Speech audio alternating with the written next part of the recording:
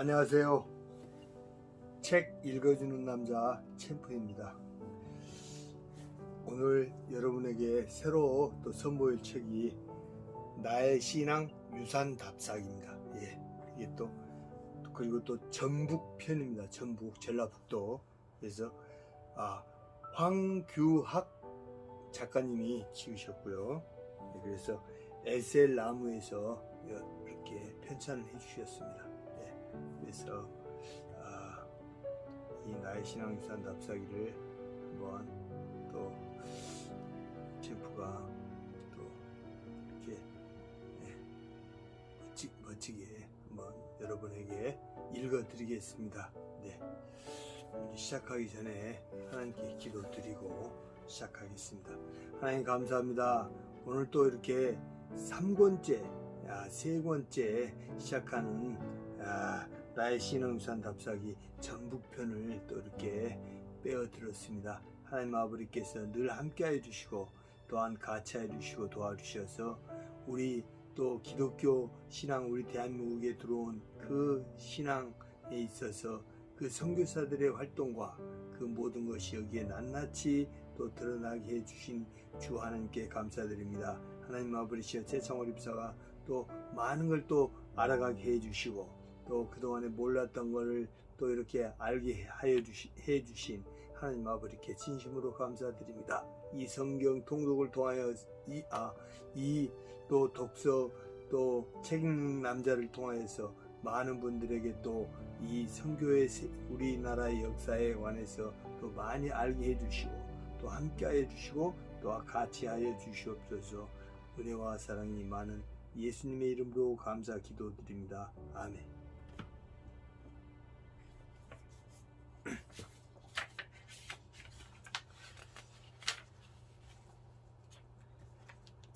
이 책을 예수 그리스도를 위하여 핍박과 고난을 당하며 이 땅에 복음을 전한 선교사들과 순교자들에게 바칩니다. 아멘. 추천의 글. 전문가의 저서를 문외한이 추천한다는 것은 어려운 일입니다. 필자는 지난 10년 동안 개간지 전북 교회 이야기를 발행하며 많은 고충을 겪었습니다. 이 방면의 자료가 많이 부족하기 때문이었습니다. 그러다가 황규학 목사의 나의 신앙 유산 답사기 전북편을 접하고 보니 너무 반가웠습니다.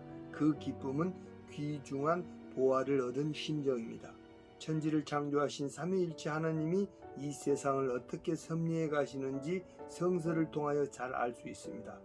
구속사의 영역과 일반 역사의 영역을 어떻게 조화시킬 수 있는지가 필자에게는 큰 숙제였습니다. 그런데 황 목사의 글에 나타난 역사관을 통하여 좋은 해답을 얻게 되었습니다.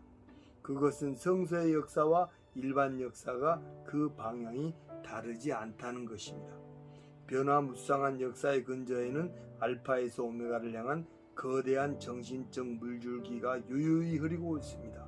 어둠에서 빛으로, 불의에서 공의로, 갈등에서 평화로 한 걸음씩 개선되어가는 역사의 과정에서 기독교 복음은 커다란 동력이 되었습니다.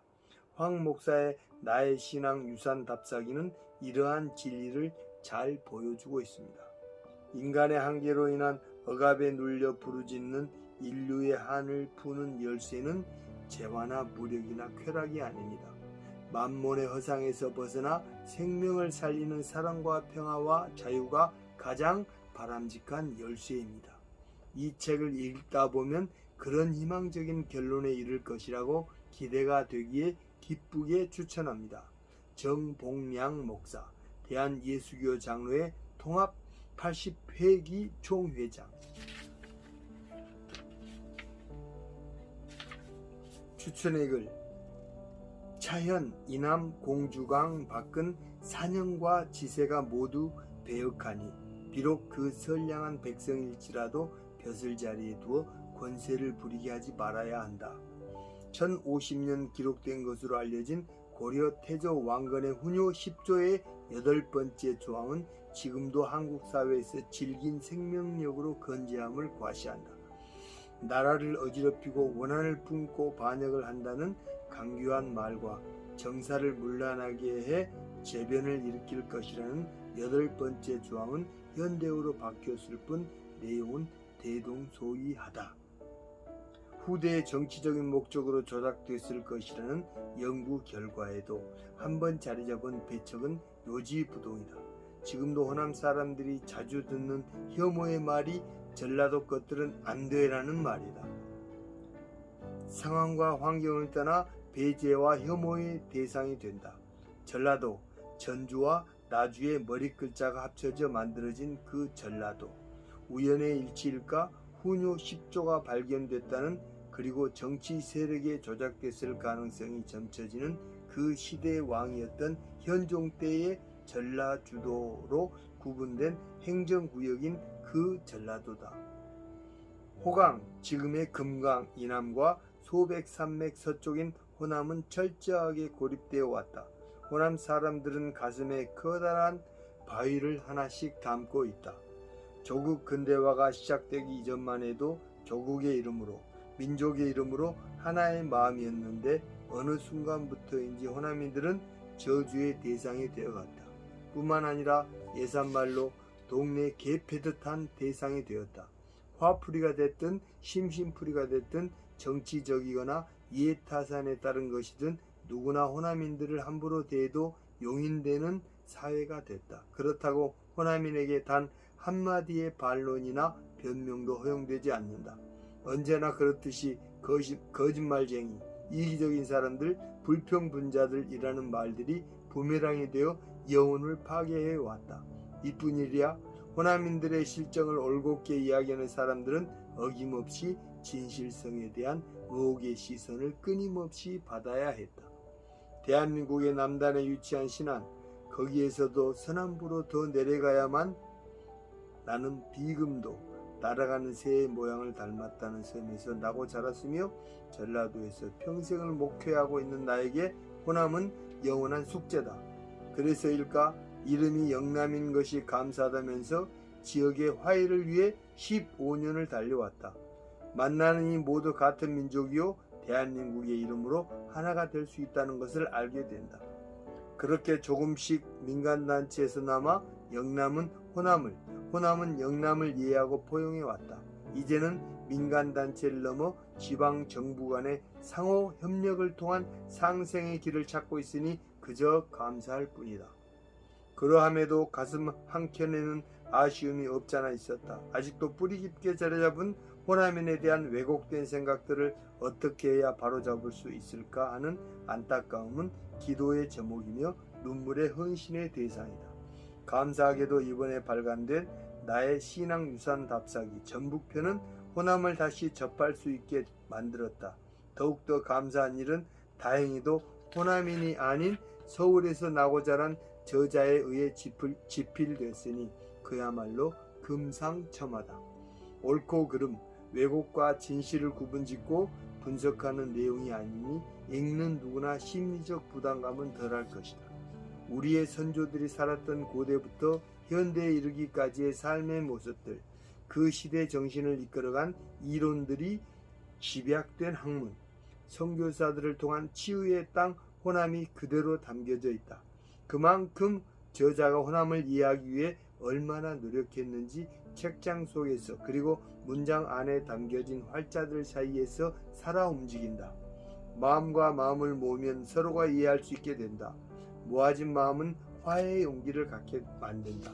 화해는 이 나라 이 민족을 부강하게 할 것이며 나아가 세계를 향해 위대한 여정의 발걸음을 내딛게 할 것이다.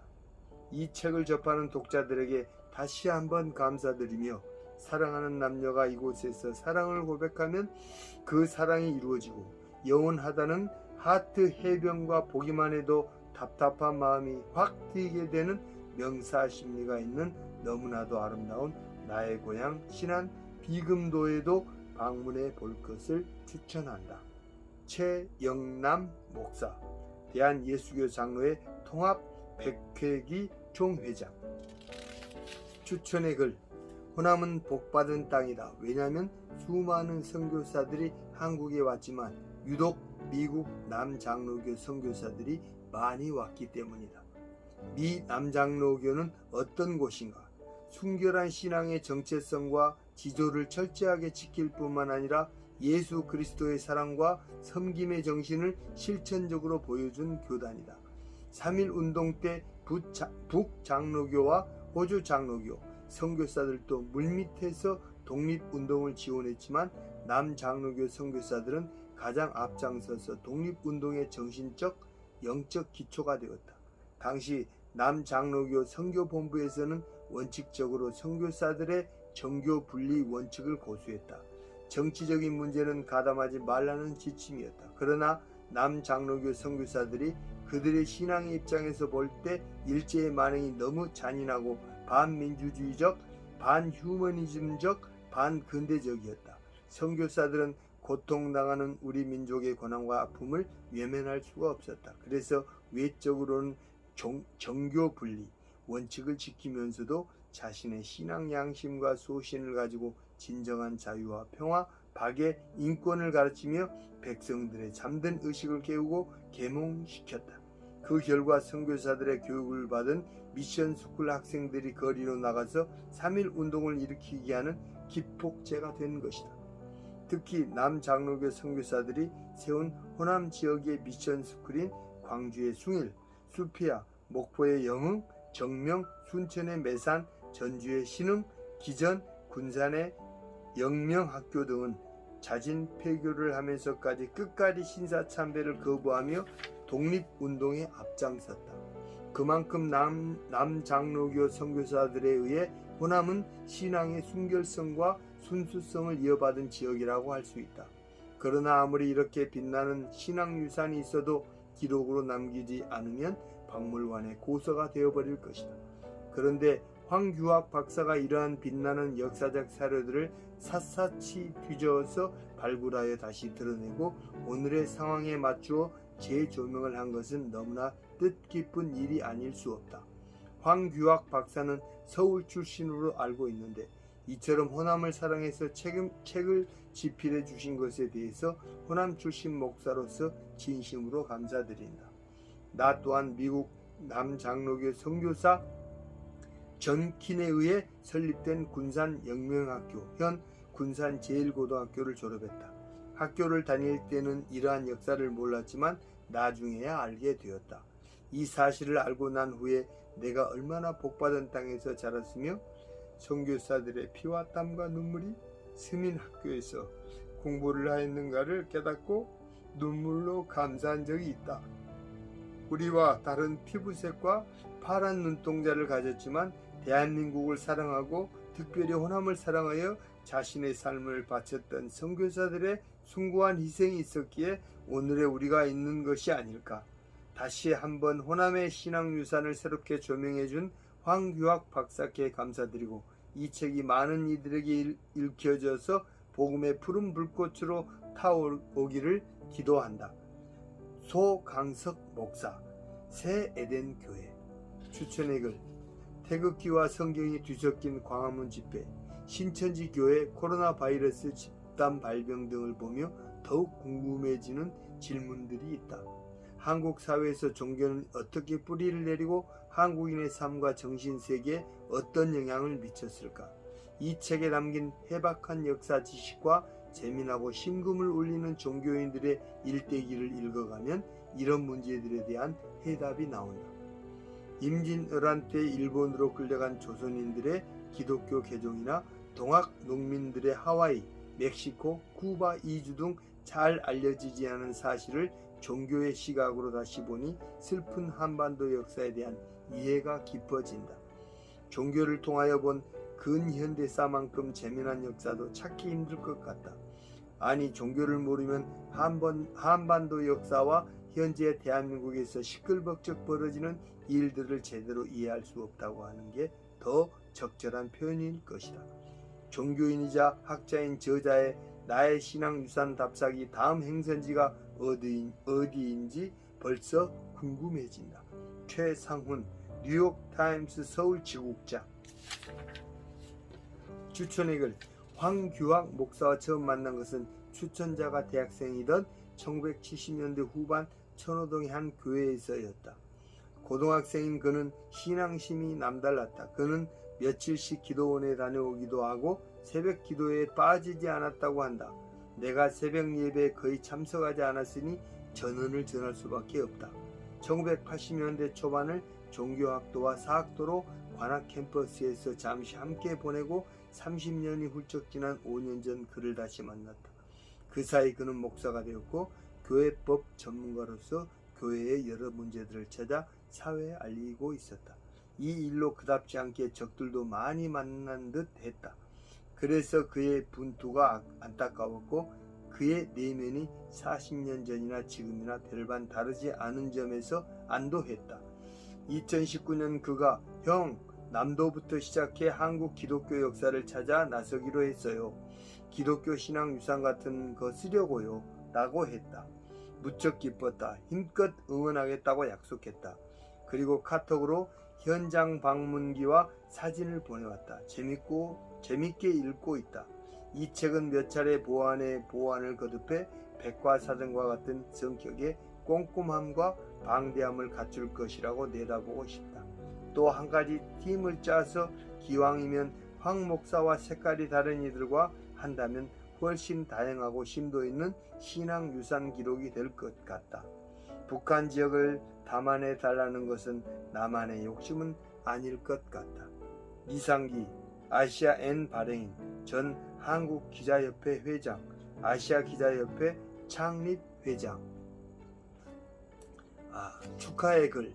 황규양 목사는 목회자요 학자로서 바쁜 일정 속에서 나의 신앙유산 답사기 전북편을 과거와 현재를 조명하면서 사진과 함께 자상하게 글로 후학들에게 비전을 품게 하며 길이길이 남겨야 할 흔적들을 책으로 엮을 수 있게 된 것을 하나님께 영광 돌리며 축하합니다. 그리고 내가 본 황규영 목사는 이 시대에 꼭 필요한 인물입니다. 오늘날 사람은 많은데 꼭 필요한 사람을 찾기가 어려운 인물난 시대입니다.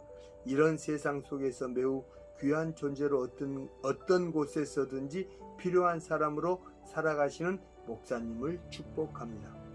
황규양 목사는 어떤 곳에서도 필요한 분입니다.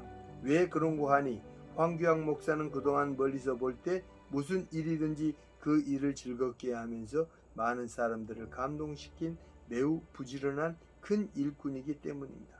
특히 사명감을 가지고 모든 일을 신선한 믿음으로 농부같이 땀 흘리며 열매를 맺어가는 성실한 분이기 때문입니다. 황규양 목사는 어느 곳에서나 마음과 생활의 발자취도 깨끗한 분입니다. 그러므로 하나님께서 황규양 목사를 보석처럼 귀하게 쓰시고 계십니다. 이런 일꾼은 초반, 중반보다 후반에 들어갈수록 더 분주하게 되고 그 무엇과도 바꿀 수 없는 진주알같이 빛나게 되는 것을 많이 보게 됩니다. 특히 하나님의 종은 처음보다 특히 중반과 후반이 될수록 더 아름다워지고 향기로워져서 좋은 열매를 많이 맺는 것이 행복이요 하나님께 영광 돌리게 되는 것입니다. 황규양 목사의 남은 후반이 이런 축복으로 남게 되기를 기대하면서 거듭 축하드립니다. 안영로 목사, 대한예수교 장로회 통합 90회기 총회장. 너의 속에 착한 일을 시작하신 이가 그리스도 예수의 날까지 이루실 줄을 우리가 확신하노라. 빌립보서 1장 6절 말씀. 아멘. 서문. 이 책은 1884년부터 서양의 선교사를 통하여 기독교가 들어와 전국에 걸쳐서 어떤 역할을 하였는지, 한민족의 파란만장한 역사에 하나님의 손길은 언제부터 호남에 개입하였는지에 대한 관심을 갖는다. 특히 역사의 보편사 속에 특정 지역의 사건을 통하여 구속사의 흔적을 찾아내는 것이 이 책의 목적이다. 통일신라 시대부터 구한말까지 1200년의 역사를 볼 때 하나님은 수많은 외세의 역사적 침략이 있었더라도 이 민족의 구원을 계획하셨다. 한반도에는 삼국시대부터 조선시대 말기까지 고구려, 백제, 신라의 부족 간의 싸움, 조선시대의 사색당파, 임진왜란, 병자호란, 갑신정변, 동학 농민항쟁, 일제의 제국주의 침략 등에서도 십자가를 통한 그리스도의 그림자가 항상 따라다녔다. 한국은 어느새 코로나19 전염병을 가장 잘 극복하는 세계 의료 1등국이 되어 온 세계가 한국의 의술을 부러워하고 있다. 선교사들이 이 땅에 근대 의학과 교육을 가져오지 않았더라면 과연 한국이 코로나 전염병에도 세계 최저의 사망률을 자랑할 정도로 의학이 발전할 수 있었을까? 전주 예수병원은 선교사를 통하여 초가집 진료소가 세워진 지 120년이 지난 2020년 현재 매일 약 3,500여 명, 1년에 100만 명의 환자가 찾아오고 있다. 연대 세브란스 병원은 매년 수백만 명이 찾는 수도권 최고의 인류 병원이 되었다. 예수의 정신을 가진 선교사들이 심은 작은 의료 씨앗으로 한민족이 아프리카에서까지 가서 병원을 세우게 되었다. 명성교회는 에티오피아에 아프리카 최고의 인류 병원을 설립하여 매년 수십만 명의 아프리카 사람들이 치료를 받고 있다. 아프리카 성자 슈바이처와 천주교 이태석 신부의 울지마 톤즈 이상이다. 모두 예수의 정신을 가진 선교사들이 심은 복음의 씨앗 때문이다. AD 313년 콘스탄티누스 황제가 밀라노 칙령을 내려 로마가 기독교를 공인한 후 신라 지방 680년경에 십자가가 들어오기까지 약 370여 년이 걸렸다. 돌십자가가 들어온 이후 서구의 세스페데스 신부가 임진왜란 1592년 때 종군 신부로 오면서 십자가를 들고 올 때까지 약 910여 년이 걸렸다. 소현세자가 중국에서 기독교 교리서인 천주시리를 가져올 때까지 다시 50여 년, 1646년경이 필요했다. 개신교 선교사들이 십자가와 복음을 들고 올 때까지 다시 240년이 필요했다. 한반도에 돌십자가가 들어온 이후 선교사들이 복음을 갖고 들어올 때까지 약 1200여 년이 걸렸다. 삼국시대 예수의 그림자는 동학 이후 예수의 실체로 확연히 드러났다. 특히 미국 남장로 선교사들은 가슴에 분명한 예수의 정신과 신앙을 갖고 들어와 전쟁으로 피폐해진 호남 땅을 교육과 치유를 통하여 영적인 강물이 흐르는 가나안 땅으로 만들기 시작했다. 선교사들은 근대 문명을 갖고 들어왔다. 특히 호남에 복음이 들어올 때는 동학혁명이 발생했을 때였다. 선교사들은 예수의 정신을 갖고서 피투성이가 된 호남을 버리지 않고 복음과 사랑으로 교회와 학교, 병원을 통하여 가나안 땅으로 만들어가고 있었다. 그러므로 필자는 한많았고 피눈물 나는 호남의 역사를 통하여 일찌감치 이 민족을 복음화하기 위한 하나님의 뜻을 그리고자 하였다. 역사적으로 보편사 속에 구속사의 흔적을 발견하려고 하는 것이다. 그런 의미에서 나의 신앙 유산 답사기라 함은 선교사들과 앞서간 신앙인들의 유산을 찾고 그 이면에 보이지 않는 손 예수 그리스도의 현현하심을 보여주는 선조들의 실체적인 신앙 유산 찾기이다. 그래서 이 책은 한민족의 역사와 사건을 토대로 선교사와 신앙인들을 통한 예수의 행전을 추적하고자 한다. 특히 호남을 시작으로 하는 것은 피와 한이 서린 땅에 기독교가 들어와서 예수의 행전이 어떻게 진행되었는지를 알아보고 싶은 것이다. 호남은 여전히 차별의 땅이지만 선교사들을 통하여 많은 부분이 치유되었고 변한 것이 사실이다. 역사는 하나님이 주관하시기 때문에 과거와 현재는 끊임없이 대화하면서 미래까지 대화를 하고 있다. 하나님은 과거의 신앙인들의 숨결을 현재 우리에게 들려주고 싶은 것이다. 그리고 우리가 다시 선교사들의 정신을 갖고 미래와 대화를 해야 한다. 선교사들이 1884년 한국에 오기 전에 역사와 한국에 온 이후의 역사를 토대로 미래와 대화를 해야 하는 것이다. 문중경, 손양원 등 순교자들은 선교사들이 심어놓은 정신을 통해 과거와 대화를 하며 현재의 위기를 극복하고 오늘 우리가 있기까지 미래와 대화를 하였던 인물이다. 호남 땅 신안에 가면 문중경 전도사의 눈물의 삶이 있고, 여수에 가면 손양원 목사의 사랑의 삶이 있고, 영광에 가면 신도들의 순교적 삶이 있다. 이들은 모두 선교사들이 전해준 예수의 행전에 동참한 사람들이다. 이들의 신앙의 숨결과 시공을 초월하는 예수의 복음이 있기 때문에 기독교의 역사는 단절되지 않고 계속 이어져 오고 있다. 지금도 수많은 한반도의 목회자들과 선교사들은 이들의 숨결을 잇고 있다. 특히 호남의 많은 교회와 병원, 학교는 선교사들의 신앙의 유산이다. 예장통합교단에서 백회기 총회장을 지낸 최영남 목사는 화해 사도로서 그의 어머니는 문중경 전도사가 목회하던 교회의 신도였다. 최 목사는 교단 총회장을 그만둔 이후에도 노회 갈등, 교회의 갈등이 있는 곳은 어디든지 찾아가서 화해 전도사로서 역할을 하면서 문중경 전도사의 숨결을 잇고 있다. 한국 대학생 선교회 CCC 총재를 지낸 김중건 목사의 엄청난 선교 사역도 문중경 전도사의 영향을 받았다. 성령을 통하여 예수의 정신이 그의 후손들을 통하여 계속 이어져 가고 있는 것이다. 호남 출신 중 남원의 평범한 시골 청년이 선교사들이 가져다준 예수의 씨앗 때문에 현재 1만 명 이상 되는 교회를 사역하면서 대한예수교 장로회 합동교단의 부총회장 2020년이 되었다. 전주에서도 초라한 신학생이 개척을 하여 2,000여 명이 이상 되는 대형 교회를 이루면서 통합교단의 부총회장이 되었다. 2020년. 2021년에는 공교롭게도 호남 출신들이 합동과 통합교단의 총회장이 된다.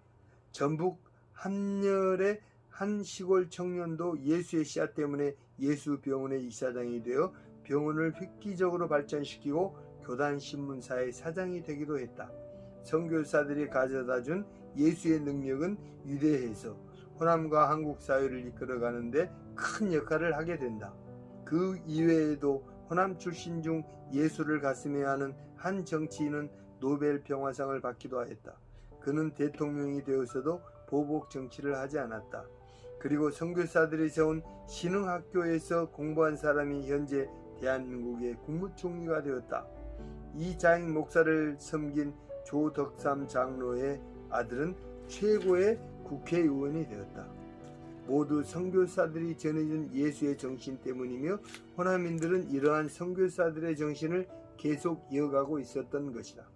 호남 땅에 예수의 씨앗이 선교사들을 통하여 뿌려지지 않았더라면 신화는 없었을 것이고 근대 문명은 뒤처지고 반외세 반독재에 대한 투쟁은 발생하지 않았을지도 모른다. 다행히 학교를 통하여 근대화 의식과 권리, 주권에 대한 의식이 싹트게 되었고 병원을 통하여 전염병을 퇴치하는 방법을 알게 되었다. 일찍이 호남이 동학혁명보다 조직적이고 체계적인 저항의 문명이 발생했던 것은 근대 교육의 결과이다. 그러므로 호남에서 선교사들의 행적과 선조들의 신앙유산을 통하여 예수의 행전을 찾아내는 것은 의미심장한 일일 것이다. 나의 신앙유산 답사하기는 선교사들의 행적과 함께 그들을 통한 예수의 행전을 답사하는 데 중점을 두고 있다. 황규학 제1장 풍요의 땅 호남. 호남은 알다시피 차별과 눈물, 피와 한의 땅이지만 원래는 산수가 발달하고 평원이 드넓으며 땅이 기름진 한국의 가나안이었다. 기름진 땅 호남은 삼국시대 이전에는 마한에 속한 지역이고 삼국시대에는 백제에 속했다. 그리고 호남이라 함은 현재의 전북지방에 해당하는 김제 벽골제와 금강 하류의 남쪽에 위치한 전남지방을 말한다. 호남은 강과 산, 들로 어우러져 그야말로 천혜의 기름진 땅이다. 한반도에서 호남은 에덴 동산보다 강이 많은 젖과 꿀이 흐르는 한국의 가나안이다. 호남 동쪽으로 소백 산맥을 두고 영남지방과는 지리적으로 구분되어 있다. 지리산의 남동부에는 섬진강이 흐르며 영남지방과 경계를 이룬다. 북서쪽으로는 금강이 충청도와 경계를 이루고 북동쪽으로 대둔산과 민주지산의 산맥을 기준으로 충청도와 경계를 이룬다. 호남지방을 평야로 만든 대표적인 강은 영산강과 섬진강, 만경강, 동진강, 탐진강, 금강이 있다. 6개의 강이 호남을 비옥하게 만들었다. 이러한 강은 이집트의 나일강이나 메소포타미아의 티그리스강과 유프라테스 강 이상으로 호남 땅을 비옥한 땅으로 만들었다. 강 덕분에 호남이 일제시대에는 수탈의 본거지가 되기도 했다. 호남 지방을 평야로 만든 대표적인 강은 영산강과 섬진강, 만경강, 동진강, 탐진강, 금강이 있다. 6개의 강이 호남을 비옥하게 만들었다. 이러한 강은 이집트의 나일강이나 메소포타미아의 티그리스강과 유프라테스강 이상으로 호남 땅을 비옥한 땅으로 만들었다. 강 덕분에 호남이 일제시대에는 수탈의 본거지가 되기도 했다. 영산강은 전라남도 담양에서 발원하여 광주와 나주를 거쳐서 서해로 흘러가고, 충청도를 구분짓는 금강은 전라북도 장수군에서 발원하여 충청도로 흘러가고, 만경강은 완주군에서 발원하여 전주시, 익산시를 거쳐 김제평야를 적시면서 서해로 간다. 동진강은 동학혁명이 발생했던 정읍시에서 발원하여 김제시를 거쳐 새만금이 있는 부안군을 거쳐서 서해로 간다. 영남과 경계를 이루는 섬진강은 전라북도 진안에서 발원하여 임실군을 지나 전라남도 곡성군과 광양시로 흐른다. 전라남도 남부를 흐르는 큰 지류 보성강도 호남 평야를 기름지게 하는데 한 몫을 더하고 있다. 영산강은 전라남도 담양군에서 발원하여 광주광역시, 나주시를 거쳐 영암군에서 서해로 흘러든다. 호남은 가는 곳마다 물길이 평야를 적셔서 넓은 곡창지대를 가능케 했다. 그러므로 호남 사람들은 곡창지대에서 평화롭고 부유하게 살고 있었지만, 다른 한편으로는 이러한 지리적 조건이 오히려 부족 간 외세 간의 수탈과 약탈의 대상이 되어 한시도 잠잠할 날이 없었다. 호남의 정신문화. 기독교가 전해지기 전 호남의 사상과 의식을 형성한 요인들로는 자연환경, 미륵신상, 선종, 의리와 실천을 위주로 한 성리학을 들 수 있다. 종교는 주로 불교와 유교의 영향을 받았다. 호남은 넓은 평야와 수로의 이용이 용이한 지형이 일찍부터 중국, 일본과의 교류를 촉진하면서 개방성과 진취적인 성향을 형성하였다. 호남 지역이 백제에 복속되기 전 만해 최고의 문화 수준을 유지하였던 영암에 거주한 왕인 박사는 일본으로 건너가서 논어와 천자문을 전해주고 그들을 교화시켜 큰 공을 세웠다. 호남 지역은 이미 백제 시대부터 바다를 통하여 불교를 받아들였고 일본으로 전파시킨 매개자이기도 하다. 전라도의 법성포라는 지명은 불교의 전례에서 유래되었다. 호남은 선종 중심의 불교가 융성하였다. 이론보다는 실천 중심적이었다. 그것은 오늘날 호남인들이 민주화를 실천하는 마음을 불어넣기도 하였다. 그래서 호남에는 불교의 문화가 상당히 발전되었다. 고려시대부터 조선시대까지 승단을 대표하는 거성들이 상당수 호남 출신이었고 전국 유명 승려들의 44%에 이른다. 호남 불교의 특징은 선종 중심의 불교이기 때문에 실천 수행적 자세로서 임진왜란이나 병자호란 등의 국난을 당했을 때 이곳의 승군들의 활약상은 널리 알려져 있다.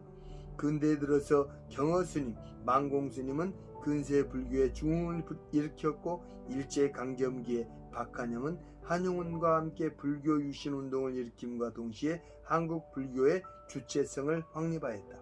조선 왕조에 들어서자 불교는 억제되고 유학의 전성기를 맞이하면서 호남 유학은 고려시대에 자리잡은 선종의 실천 수행적 의식과 조선조 유학이었던 성리학이 접목되어 의리와 실천을 위주로 한 실천 유학의 모습을 갖추게 되었다.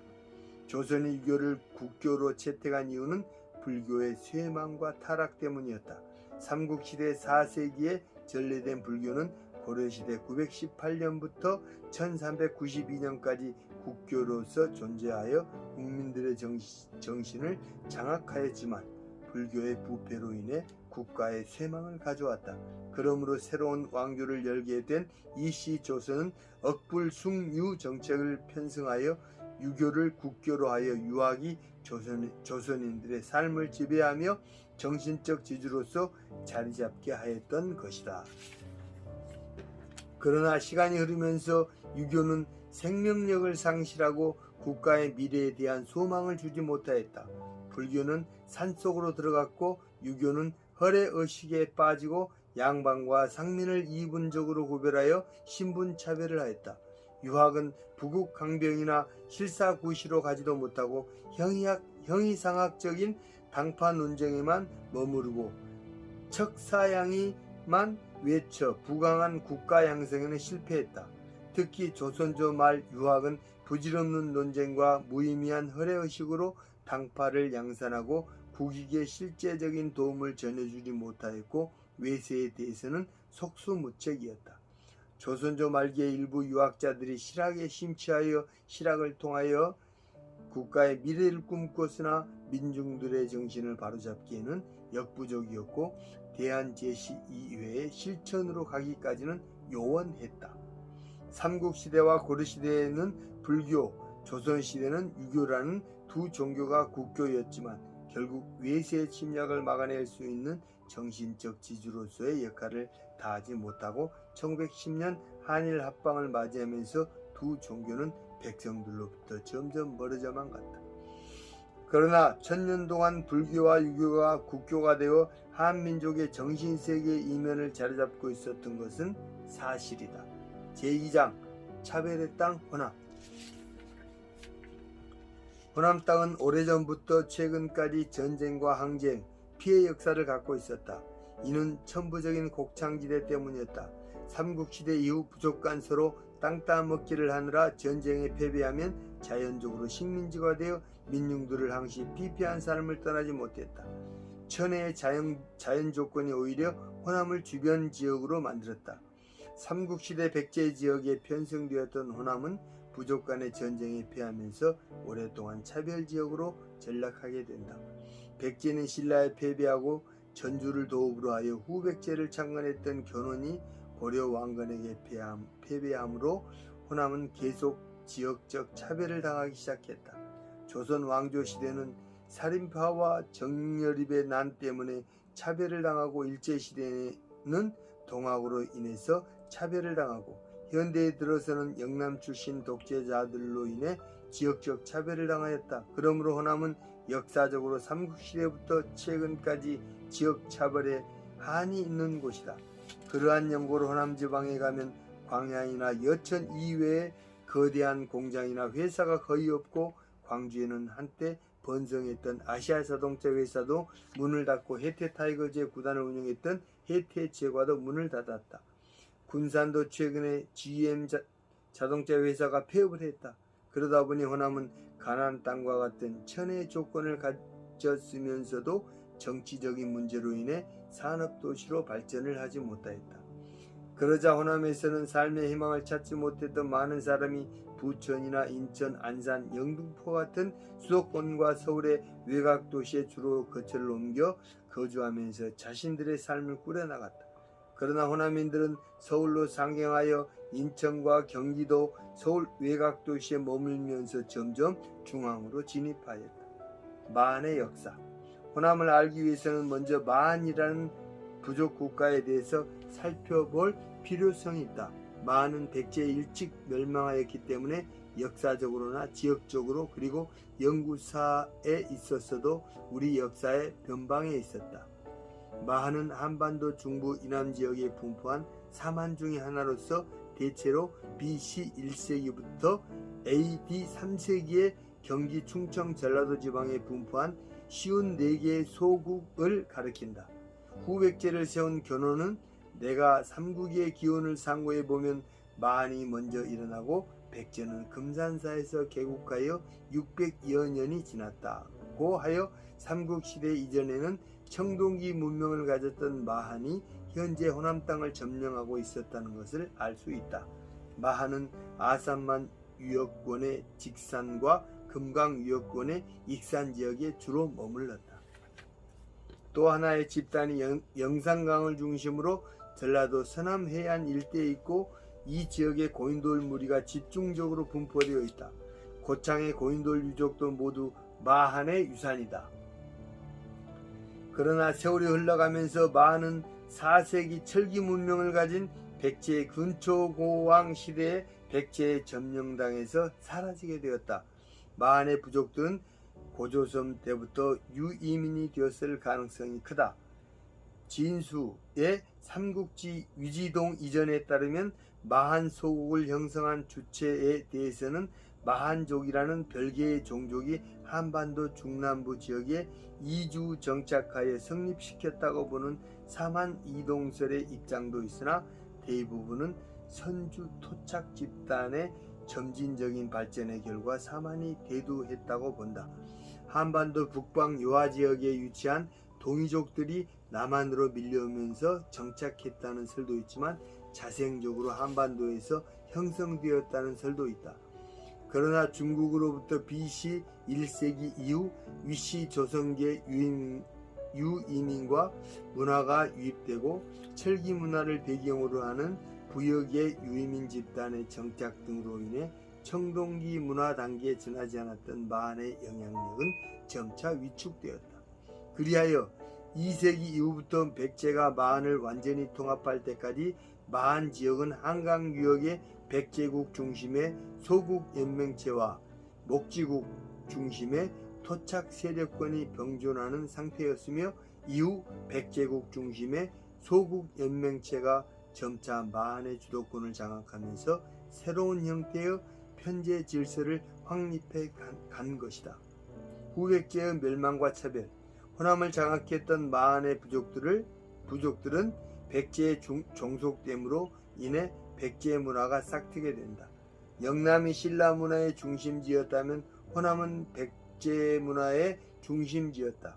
전남 영암군 내동리에는 마한의 유적이 많이 발견되었다.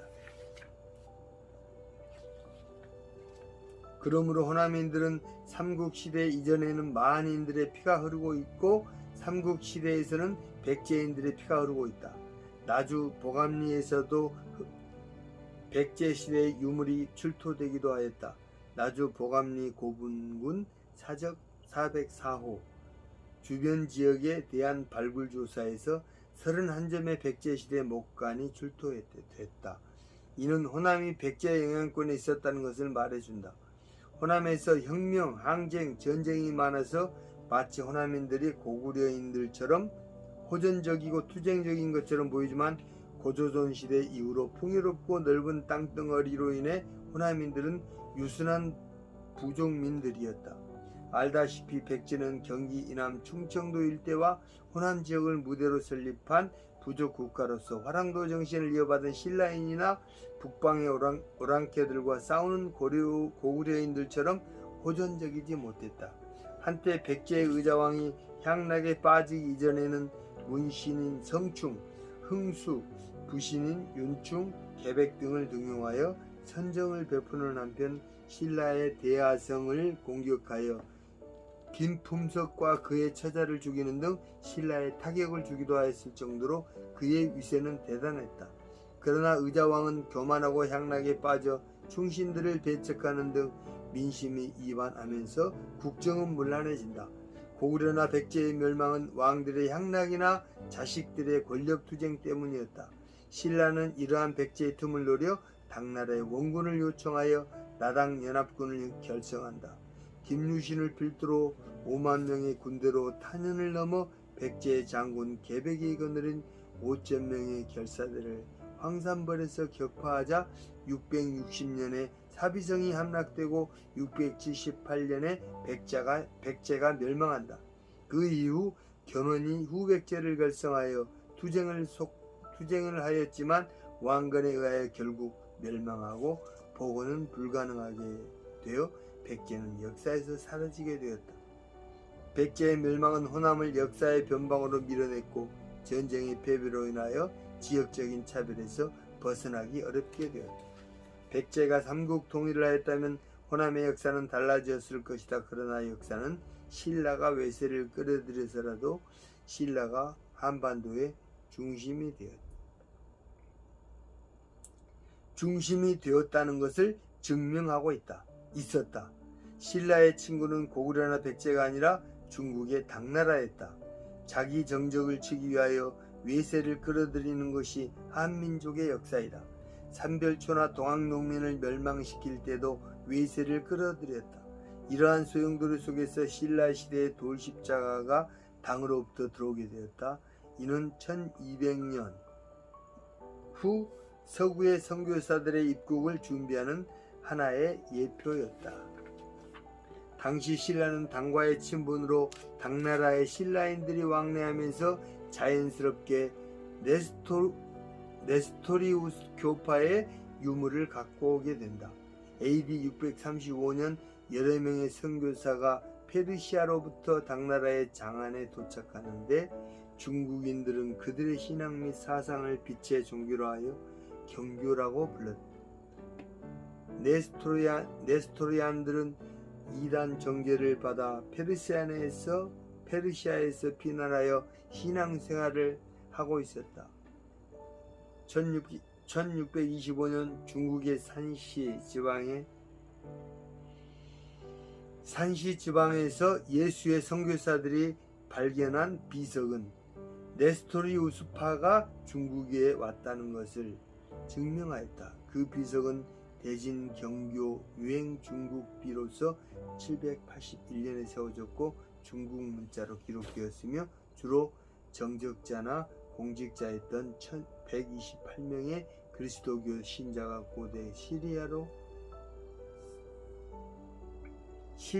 고대 시리아어로 서명하였다.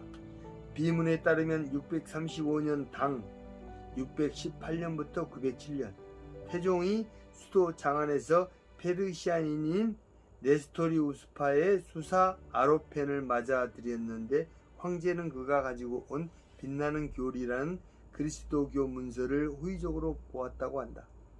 638년 태종은 아로펜을 포함한 20명의 다른 수사들을 위해 국가의 비용으로 장안에 수도원을 세웠다.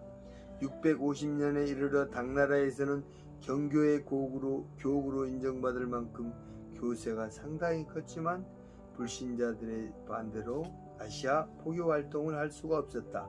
현종 712년부터 756년까지가 현종이 즉위하기 이전에는 수도에 대주교 교구를 지명하는 것이 불가능하게 되었고 10세기 이후에 경교는 사라지지만 당시 당나라와 제휴 관계를 맺었던 신라의 경교의 유물들이 들어오게 되었던 것이다. 이처럼 경교를 통하여 경상도 지역에 십자가가 들어왔지만 호남은 1784년이 돼서야 경교가 아니라 천주교를 통하여 십자가가 들어왔다. 전북 완주군 초남이 성지를 통하여 십자가가 들어오게 된다. 호남 최초의 천주교 발상지는 전북 완주군 초남이 성지이다. 전북 초남이 성지. 전라도는 1791년 신해 박해 이후 10년 동안 박해가 없어서 천주교 신자들이 매우 많았으며 고산 완주 무장을 축으로 하여 확산되었다.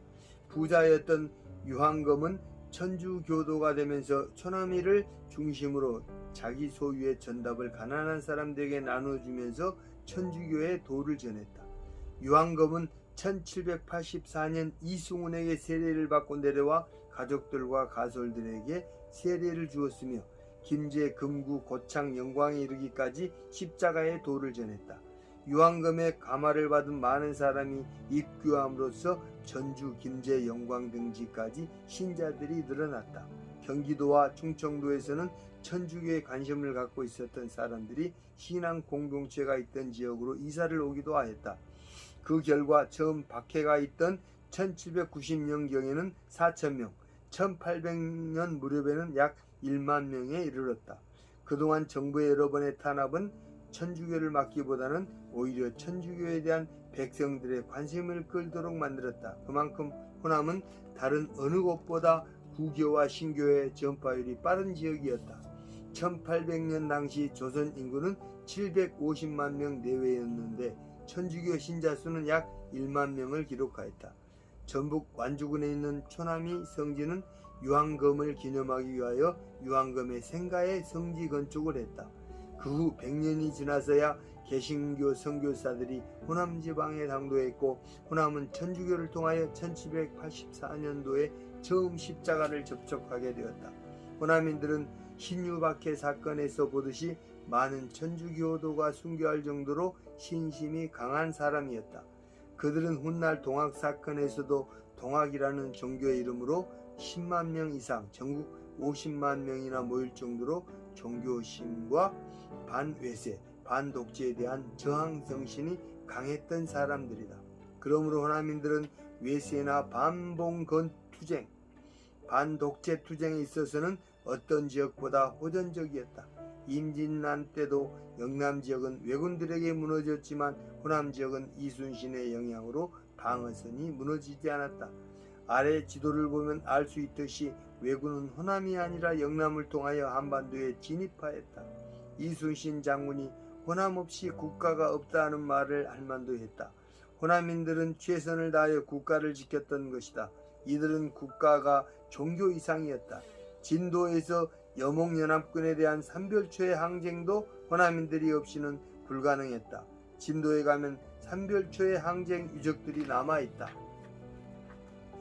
진도의 삼별초 정부는 불과 반년 정도의 단기간에 남해 도서와 연안 지역에서 확실한 세력을 확보했다.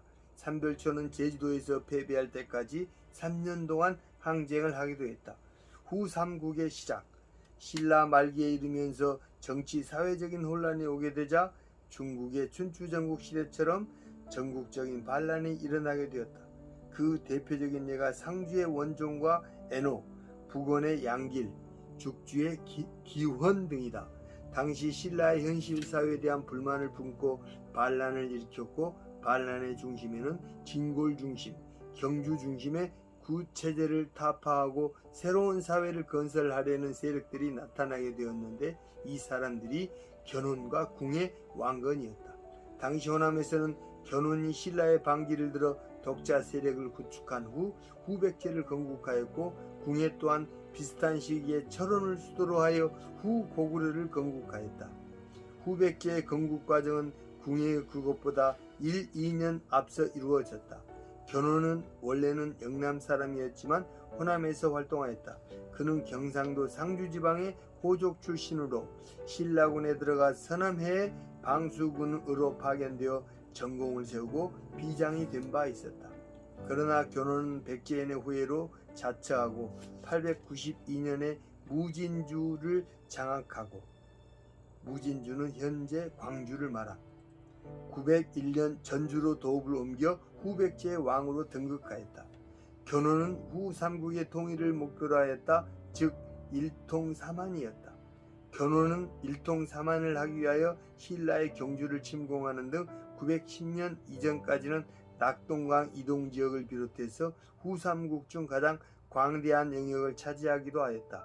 군사적으로도 왕건군과 직접 격돌하여 연속적인 승리를 거두었고, 주변의 호족 세력들도 견훤에 투항하였다. 그는 중국의 오월과 통교를 하는 한편 영토를 확장하였고, 신라의 경주를 공격하여 경혜왕을 죽이고 경순왕을 세우고 왕건이 세운 고려와도 여러 차례 싸웠다.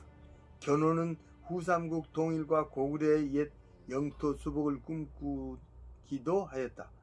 견훤의 후삼국 통일과 고구려 영토 회복에 대한 꿈은 왕건의 고구려 계승과 서경 중시 등 북방 정책에 영향을 주기도 했을 정도로 초기 견훤의 세력은 상당히 컸다.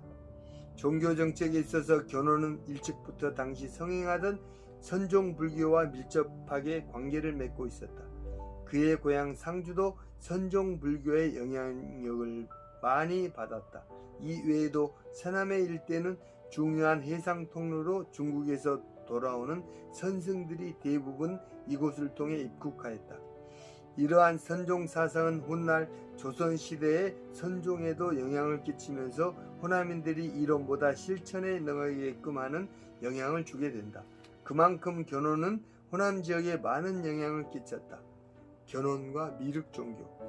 견훤은 익산을 중심으로 전개된 진표의 미륵 신앙을 크게 강조하고 백제 부흥운동까지 그 맥을 이어나갔고, 미륵사와 함께 금산사도 매우 중시하였다. 백제 무왕이 창건했다는 미륵사와 진표의 활동 근거지였던 금산사는 모두 견훤의 백제 부흥과 미륵 신앙의 상징적인 사찰이었다. 금산사는 후백제의 견훤이 유폐되었던 절로 알려져 있으며, 원래는 백제 시대에 지어지고 신라의 통일 이후 해공왕 때 진표 율사에 의해 재건립되면서 절의 깃들이 갖추어졌다. 당시 신라 불교의 주류였던 교종, 개통, 법상종의 중심 사찰로 역할을 했는데, 법상종이 미륵 신앙을 기반으로 이루어진 종파라 이곳 절에는 석가모니불을 모신 대웅전이 없는 대신 미륵불을 모신 미륵전이 절의 중심이다. 이처럼 견훤은 후백제를 만들면서 백제의 승계의식과 미륵신앙을 통한 이상사회의 실현을 꿈꾸었다. 미륵신앙은 불교의 종말론적인 신앙이다. 미륵보살은 인도 바라나시국의 바라문 집안에서 태어나 석가의 교화를 받으면서 수도하다가 미래 성불하리라는 수기를 받은 뒤 도솔천에 올라가게 된 종말론적인 보살이다. 미륵불에 대한 신앙은 통속적인 예언의 성격을 띠고 있으며 종말론적인 구원의 속성이 있다. 믿음이 있는 사람이면 누구나 품게 되는 이념으로 지나치게 이론적인 종교라고 비판을 받고 있는 불교가 가질 수 있는 구체적이며 종말론적인 신앙 형태가 곧 미륵신앙이다. 미래에 대한 유토피아적 이념이 표출된 희망의 신앙이라는 면에서 불교 역사에서 깊은 종말론적인 관심의 대상이 되었다. 견훤은 현실에 불만을 품고 있는 사람들에게 종말론적인 신앙으로 접근했던 것이다. 그러한 이유로 인해 후백제 사람들은 스스로 자신들이 말세에 살고 있었다는 종말론적인 의식이 있었다. 금산사에 있는 미륵불상은 이를 잘 반영하기도 하였다. 미륵신앙은 현실 사회에 불만을 갖고 있었던 민심을 사로잡는 데 활용되었고, 당시 호남지역 주민들에게는 끌리는 이데올로기였다. 미륵신앙의 출현은 전국적으로 일어났던 동학농민 반란에 직접적인 영향을 끼쳤다. 신라나 고려, 조선시대 말은 종교가 타락하고 정치가 부패한 시대였기 때문에 민중들은 새로운 이데올로기에 관심을 많이 갖게 되었다. 기독교도 타락하게 되다 보면 종말론적인 것을 중시하는 유사 종교들이 출현하게 된다. 다미성교회나 신천지 예수장막성전은 요한계시록의 종말론적인 것을 강조한다. 견훤은 외교 정책에도 민첩하였고, 상황에 따라 명분과 섭리를 추구하는 적극적인 대외 관계를 실현하기도 했다. 견훤의 한계는 자신이 경상도 출신으로 백제의 계승자이면서 사만 통합을 내세우면서도 다른 한편으로 신라 왕실에 대한 존왕의 의를 강조하였다. 그는 자신을 신라 왕족의 직계 후손에 연결시킨 것은 그가 백제 계승자임을 표방했던 정치 철학과는 이율배반적인 것이었다. 이것은 견훤의 통치 철학의 부재이다. 때에 따라 통치 철학이 부재하면 그 정치인이 지배하는 부족이나 국가는 오래가지 못한다. 오늘날의 여당과 야당의 문제는 통치 철학이 분명한 지도자가 없다는 것이다. 교단도 마찬가지이다. 통치 철학이 부재한 사람들이 교단의 수장이 되면 교단이 정체성을 상실하게 된다. 견훤은 종교적인 차원에서 종말론적인 미륵신앙으로 민심을 수습하고 지방 호족과 결합하는데 초기에는 어느 정도 실효를 거두었지만 호족들 간의 갈등을 해소하는 데는 실패하였다. 초기 점령했던 광주 호족과 나중에 수도로 정한 전주 호족들 간의 대립을 완화시키는 데 실패하였다. 즉 전남과 전북의 호족을 화합시키는 데 실패한 나머지 훗날 나주를 비롯한 선함의 일대의 해상 세력이 견훤에게 등을 돌린 것은 후백제 성장의 치명타가 되었다. 견훤은 대중국, 대일본의 외교에서는 정체성 문제로 인해 한계를 드러냈다. 후백제는 장보고가 펼쳐놓은 업적으로 인해 5월과 후당과의 외교에 앞장서서 후삼국 중 우월적 지위를 차지하게 되었지만 일본과 중국은 견훤에 대해서 백제 왕과 함께 신라 서면 도통이라고 하여 신라의 후계자인 것처럼 인정하여 후백제를 국가로 인정하지 않기도 했다. 그러므로 통치 철학이 부재한 견훤은 정치 제도에 있어서도 실패하게 된다. 견훤은 백제의 정치 제도를 계승하지 않고 오히려 신라의 것을 그대로 차용하였다. 그가 영남, 상주 출신이었기 때문에 호남을 장악하고 있으면서도 신라의 것을 그대로 계승한 리더십의 한계를 갖고 있었다.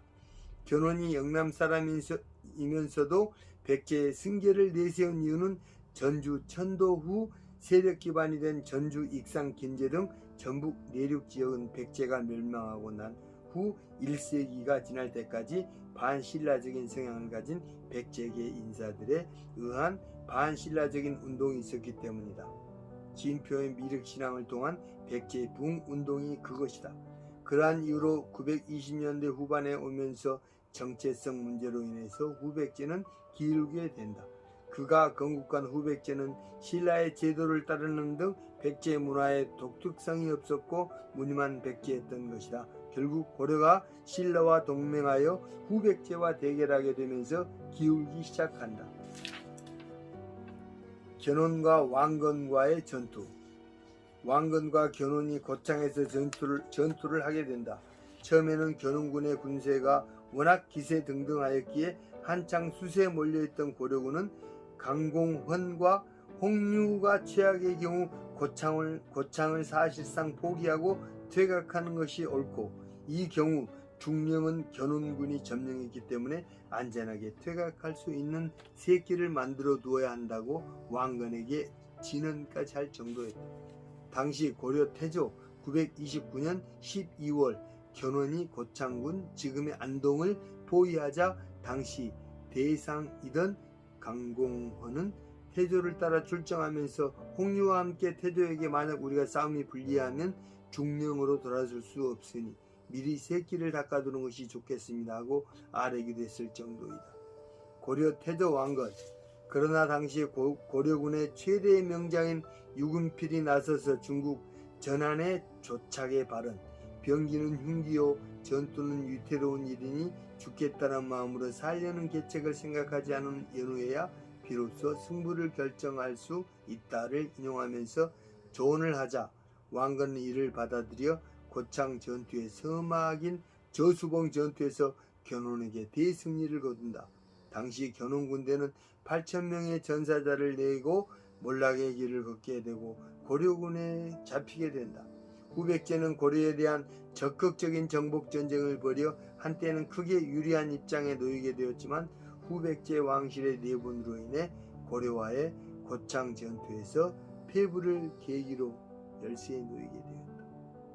930년 후에는 전세가 역전이 되었고 결국 견훤은 신검의 정변으로 폐위되고 이어 고려에 멸망하였다.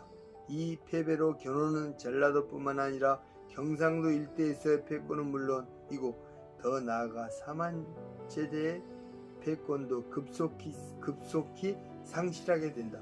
경상도 일대의 호족들이 930년에 대거 고려로 돌아서게 되며 신라 또한 931년에 왕건을 서라벌로 초대하였다. 이후 견훤은 다시는 경상도 전역에 대해서 패권을 확보하지 못한다. 왕건의 눈으로 볼 때 후백제는 견훤으로 인해서 차별지역으로 전락하게 된다. 이처럼 견훤의 전투 패배로 인해 고려의 태조 왕건이 호남에 대해 차별정책을 하게 되는 계기를 마련하였다. 고려 왕건의 차별과 훈요 10조. 943년 태조가 세상을 떠날 무렵에 박술희에게 자신이 조언을 한 훈요 10조는 후세의 귀감으로 삼게 한 것이라고 한다. 훈요 10조는 고려왕실의 헌장으로 태조의 신앙, 사상, 정책, 규범 등을 보여주는 귀중한 문헌이라고 할 수 있다. 훈요는 크게 두 부분으로 구성되어 있다 할 수 있는 신서이며 뒷부분은 본론적인 10조의 훈요이다. 여기서 중요한 것은 후녀 8조다. 이는 당시의 견혼으로 인하여 후백제를 차별하는 조항이 나온다. 후녀 8조 차연, 이남, 공주강 외의 산형지세가 모두 본주를 배역해 인심도 또한 그러하니 저 아랫역의 군민이 조정에 참여해 왕후 국척과 혼인을 맺고 정권을 잡으면 혹 나라를 어지럽히거나 혹 통합 후백제 합병의 원한을 품고 반영을 감행할 것이다. 또 일찍이 관노비나 진역의 자벽에 속했던 자가 혹 세력가에 투신하여 요역을 면하거나 혹 왕후 궁원에 붙어서 강교한 말을 하면 권세를 잡고 정사를 곤란하게 해 재변을 일으킨 자가 있을 것이니 비록 양민이라도 벼슬 자리에 있어 용서하지 못하게 하라. 제8조에서 말하는 차연 이남과 공주강 위를 원문 그대로 인정하여 차연 이남 공주강 밖 사람들이 차별을 받았다고 보는 것이 일반적인 견해이다. 이러한 지역적 범위에 대해 후백제 전체 지역으로 보는 견해, 후백제 중심으로 지었던 전주 권역으로 보는 견해, 후백제와는 무관한 광주, 청주 일대로 한정하여 보는 견해도 있다. 왕건은 호남 사람들이 견혼의 부예로서 다시 반역을 감행할 것을 예측하고 외척이 정권을 잡으면 나라가 혼란해질 것을 판단하여 호남에 대한 지역적 차별을 노골적으로 했던 것이다. 태조 왕건의 유언인 후녀 8조가 호남을 두고 차별지역으로 전락시켰다. 이러한 말은 조선시대 대표적인 지리서인 택리지에도 상당한 영향을 끼친다. 택리지는 우리나라 실학파 학풍의 배경에서 만들어진 대표적인 지리서이며 동국 여지승남을 대표로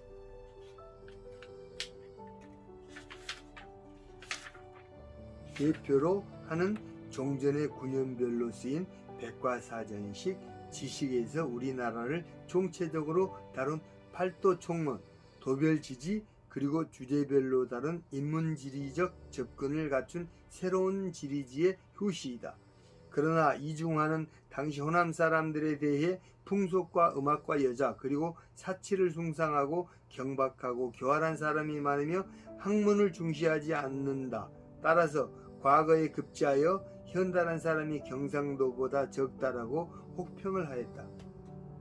호남 사람들이 지역적 차별을 당할 수밖에 없었던 이유는 부족 국가 간의 전쟁에서 패했기 때문이다.